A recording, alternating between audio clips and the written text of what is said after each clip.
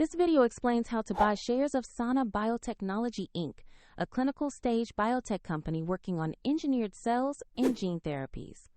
Sana trades on NASDAQ under the ticker SANA, and this guide is intended for educational purposes only, not financial advice. To trade, you need a broker account. I'll use eToro as an example to demonstrate the steps. After registering, you will need to verify your account with an identity document and add funds before you can buy. Use the platform search bar and type the ticker SANA to find Sana Biotechnology Inc. Make sure you select the listing that shows NASDAQ and the correct company name. Open the stock page to review basic company information and the price chart so you can confirm it is the correct asset. Check the company profile and recent market data before moving on. To invest, click the Invest or Trade button.